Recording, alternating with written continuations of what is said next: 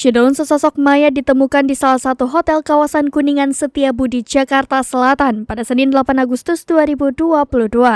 Penemuan mayat itu dibenarkan pelaksana tugas atau PLT Kapolres Metro Jakarta Selatan, Kombes Yandri Irsan.